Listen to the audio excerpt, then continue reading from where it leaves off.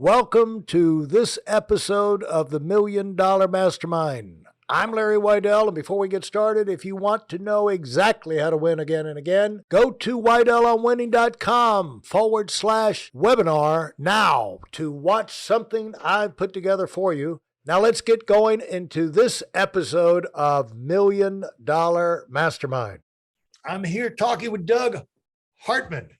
And Doug knows how to, we were talking about multiplying. Doug knows how to not only recruit, train, get people excited about his opportunities, but turn them into leaders and multipliers. He's got 1,000 offices in financial services, 25,000 agents. He's got a food services business already in 1,000 stores, getting ready to go nationwide. Doug has also been spent a lot of years in the software business and took a software company public, made millions, and has lived that life of the software angel investor.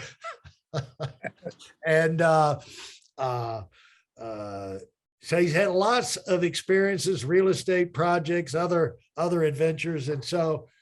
Doug, along the way, you've accumulated a lot of knowledge about getting people to line up behind you and to do great things. And so talk about when you wrote your book. When did you write your book? Well, I wrote my book while I was on staff with Campus Crusade. It actually... it sold about 100,000 copies and actually was printed into a couple foreign languages.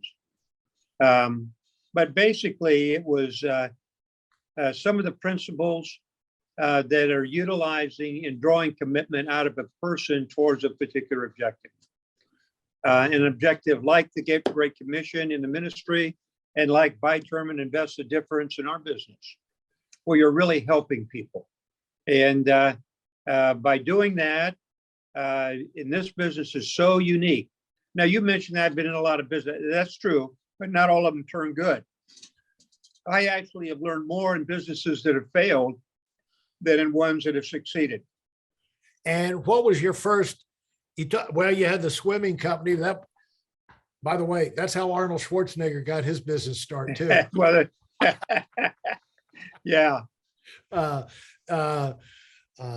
He and the little short bodybuilder, Frank Columbo or something like that. Yeah. They were two bodybuilders out there. And I guess there's a lot of pools being built out in Southern California at all times. Yeah, it's number one. It's number one in the world. That's an interesting point. The market for swimming pools in the world, the biggest market, Southern California, and it's less than 0.5%. Now you take that and you look at what our market is, and it is, about 90% of the general population. So as far as the business is concerned, this is a absolutely incredible business. It is scalable. I mean, we have less than 10% of our market share, actually less than 5%, and it's growing. The market was huge when I first got involved with you way back 40 years ago. And 40 years ago, we didn't have, the market penetration was almost nothing. And now it's about 3 to 4%. But here's the interesting thing. The market is 5 times larger than it was when we got involved 40 years ago and wasn't any penetration at all.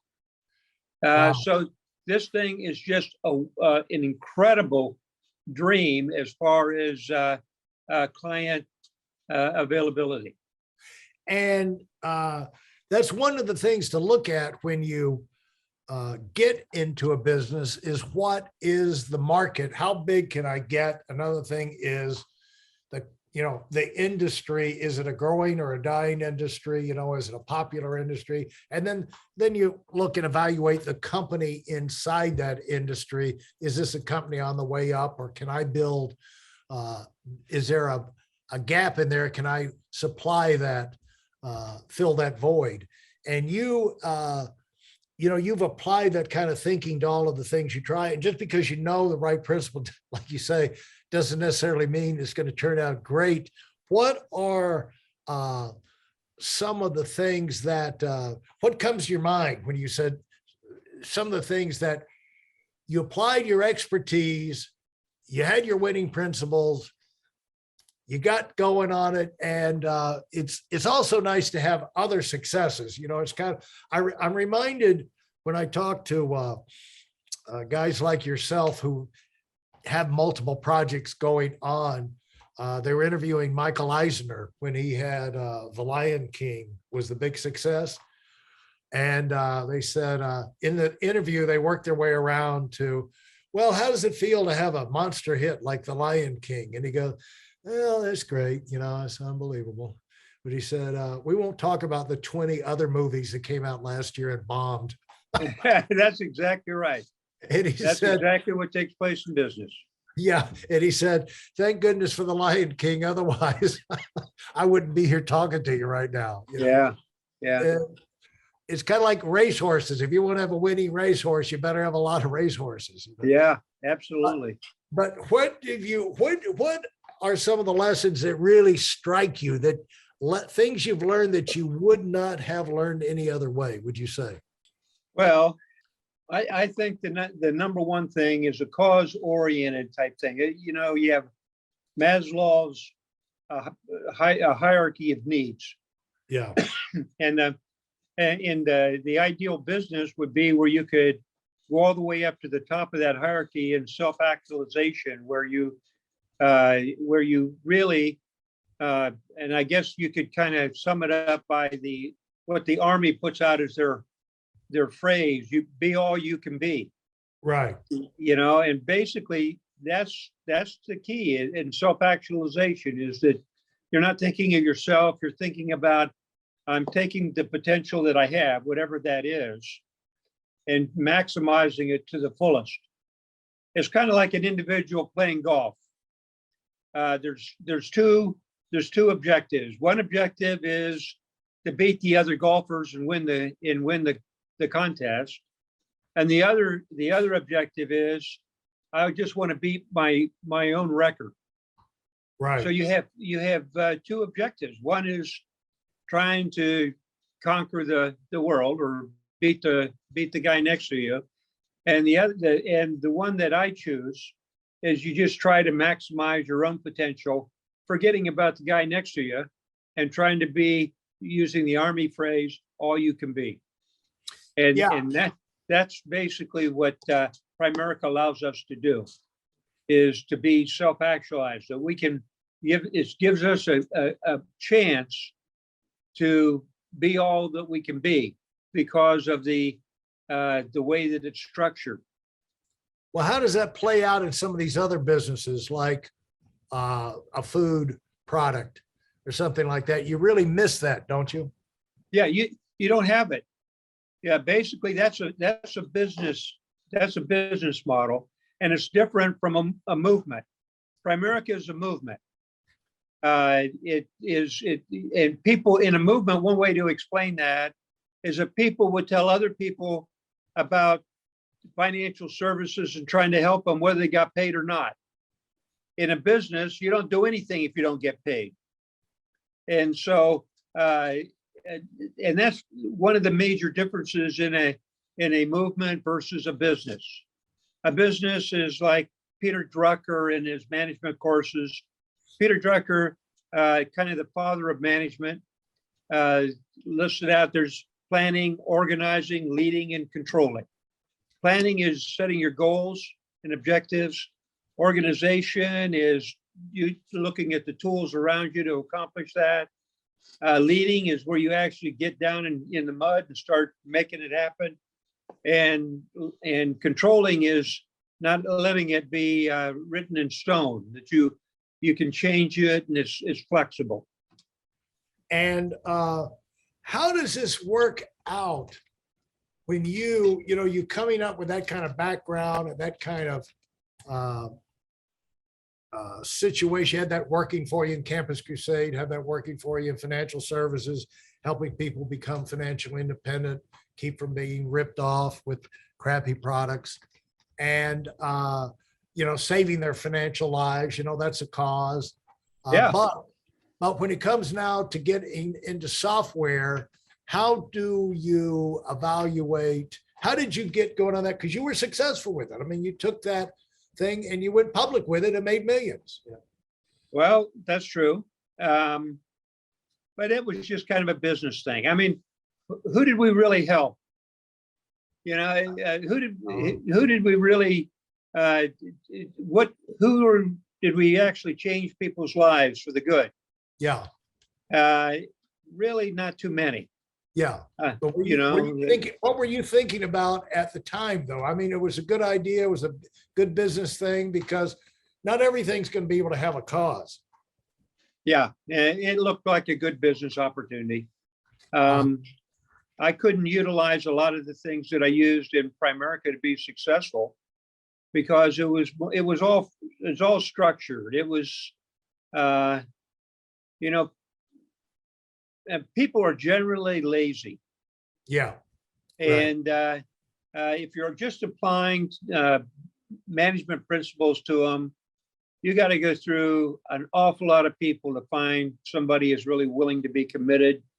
And then the question is, well, who are they committed to?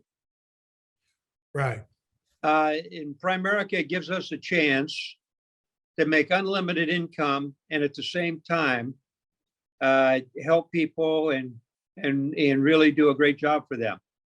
Well, but the thing is that when you're evaluating other business opportunities, like I went out and there's a software, I don't know, medical something thing out in Aspen, or not too far outside of Aspen, that I've been involved in. I actually use the products, but they haven't been on the market. You got to get it through the doctor and they can't advertise yet and everything. Stuff is wildly successful. And so, but you just can't say anything about it until, they do the trials, and it's $5 million for a trial in the beginning. How do you go out and get $5 million? And then how do you bring in all the, the core group to fight it through? And, but I tell you, I hadn't heard anything from them since last summer, and went back in and checked to see if this empty room that was going to be their new lab had, if they even had the we're paying the rent on the empty space. But now they've got it developed and they've got clean rooms in there. And there's 4 people at the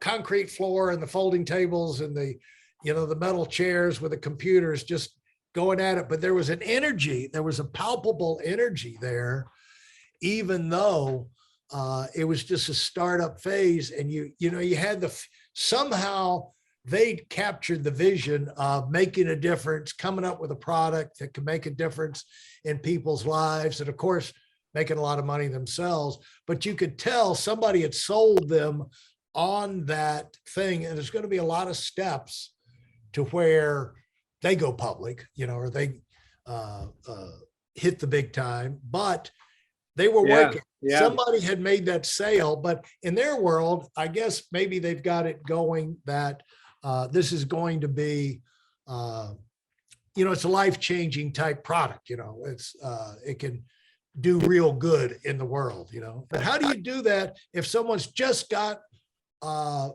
great product? It's where they can have a great job. They can feel the pride of being building something big and unique and special. There's got to be a way of tapping into that, Doug. Well, yeah, we have, there was a product called Billy Board that came out probably, I'm guessing 20 years ago. And we were involved, I got involved in that. And it's a unique product. It was the invention of the year on television. And I lost a ton of money on it. So it's not the fact that it was a great product. It's all the infrastructure that goes into the company to help market that product, to make it, to build it. You watch your cash flow. There's a lot of different parts. And I get involved in different things because I look at it as almost recreation. It's fun for me. Some people play golf. I play business, and basically it's fun. And you have to be a little careful. In Primerica, you have to make sure everything's compliant, everything is worked out the right way. But if you check all those boxes, it can be a lot of fun. And there's a benefit of making money. It's kind of like the individuals with that making money is keeping score. So you're playing a business, but you also want to win. You know. Well, you've tapped into the motivation that causes people to get excited about being involved in a product that's on the way up, that's new, fresh, and exciting, and is cool. They just, like tennis shoes. Like, how can you get excited about Nike? Well, in the beginning, maybe there's no good running shoes around, but now, how can you get excited about Nike? Well, they're cool. You get cool shoes, cool clothes. It's cool, and Nike is the #1 brand with kids for the last 17 years or something. And it's got to be motivating working inside Nike, and at least in the United States, not in the sweatshops over in China, maybe. But I think that's the message for people out there. Ideally, you're going to look at your opportunity and turn it into a cause, because people will, it's like you said, for self-actualization, reaching, digging down deep, they feel like they're making a difference. Like Zelensky and the Ukraine, and all the Ukrainians are fighting right now. That's a cause. Right.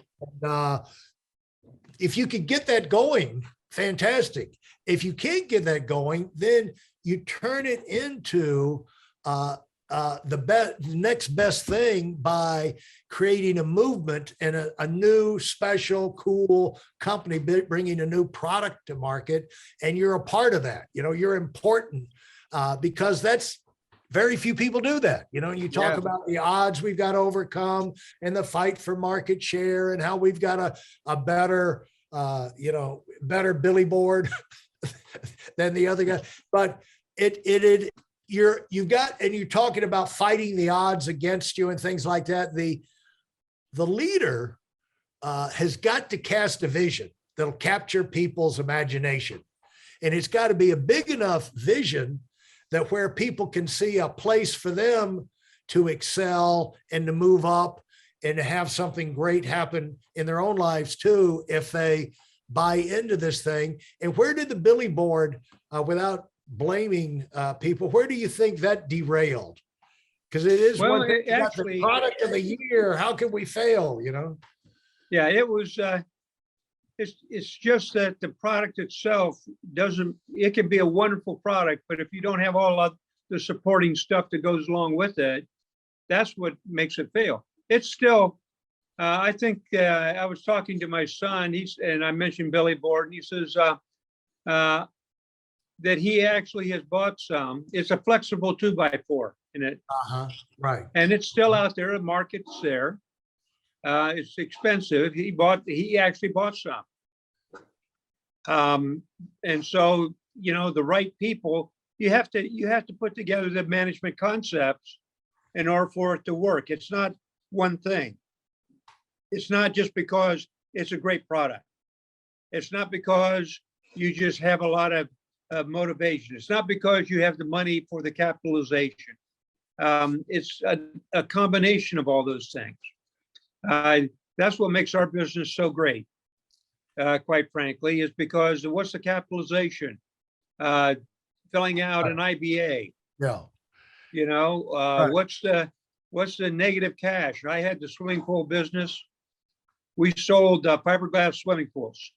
We were number one in Southern California in that. We were a new company, so we had to buy the fiberglass pool cash. We had to pay cash for it. And then we take it and put it into somebody's yard, and you had to wait until they paid you. And so we, in the middle of the busiest season, we were selling 4 pools a day. And I got a visit from the banker. And he came out to the factory and said, look, you guys, congratulations on making all these pools.